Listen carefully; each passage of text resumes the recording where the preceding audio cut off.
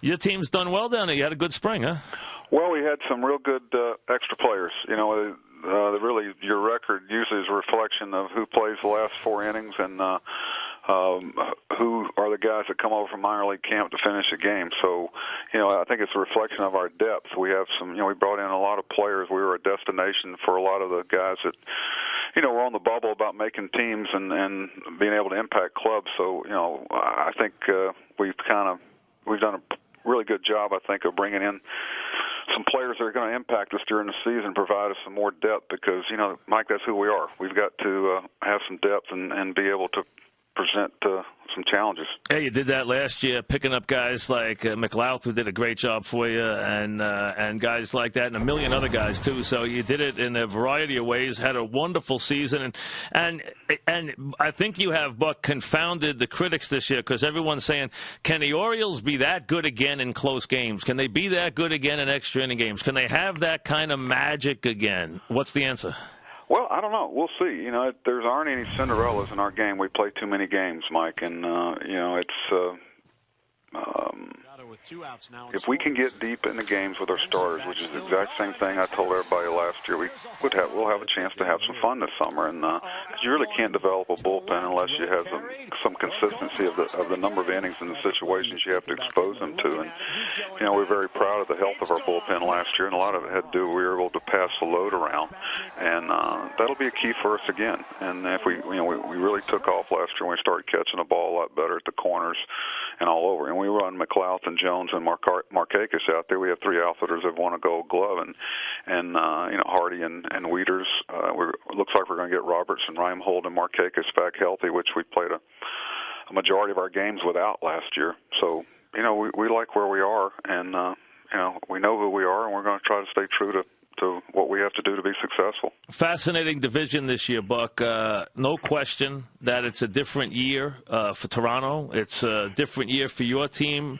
It's a different year for the Red Sox and the Yankees. No longer do they have a stranglehold on this division. Hard for people to decide who's on top, who's in the middle, who's on the bottom of this division right now. And that's great for baseball.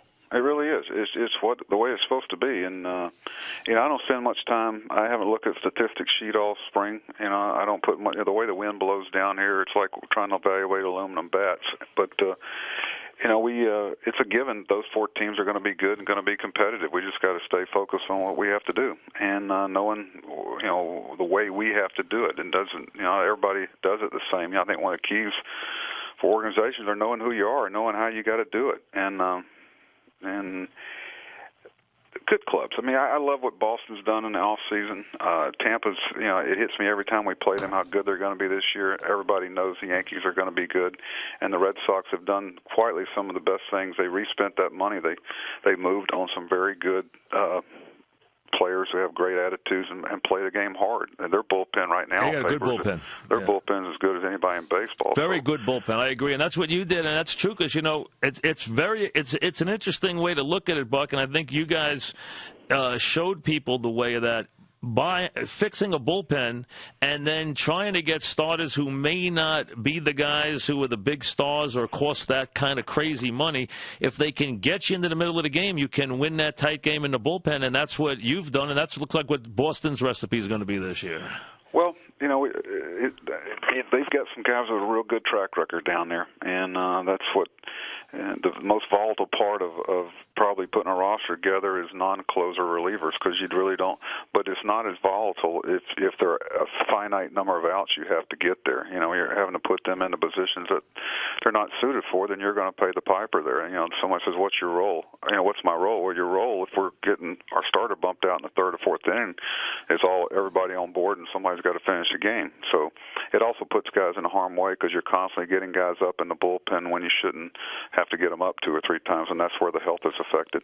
And you had a lot of different, as you said, parts, and I don't know how healthy. I know Betterment got hurt, and he was an unsung hero for you guys. He did a good job, huh? Yeah, that was a kick in the pants for us. We're going to lose him for a minimum of 7 to 8 weeks because he led our club in batting average against right-handed pitching. Yeah, he did a good job last year. And he was a piece, but we feel like with the maturity of Ryan Flaherty and where he's at, we can withstand that. We feel like we've brought in a lot of people that, the Connor Jacksons, the Kanslers, the Steve Pierce. We got a lot of guys that bring what they bring every day, and it allows me to kind of fit the pieces together. And the biggest constant we want is to defend. If the ball stays in the ballpark in American League East, you better put some leather on it because there's a lot to go out. We don't have a corner on competition, but on paper, it looks like it's going to be tough to have many wild cards come out of our division.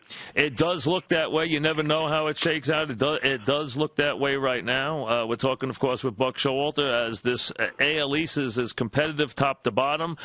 Trying to sort it out is very different. To me, I think, Toronto is the team that is the hardest to figure because I think there's just a lot of question marks there. You just don't know how a guy's coming from a different league, guys coming from losing teams, how they're all going to mesh. And they got names there, but it's going to be interesting to see how that all unfolds there. I think they are a hard team to figure. And Mike, I mean this not cliches, but I don't try to figure it out where they're concerned in other clubs. I try to figure out our guys and trying to make sure the atmosphere and the culture. And, we talked a lot about grasping the essence of what made us better last year before we moved on to trying to get better at things. Counting the playoffs, we won 96 games last year, but I think our guys really understand how hard that was to do and what we have to be committed to get back there. And if you start worrying about what trade this guy's going to make, it's a very short topic conversation.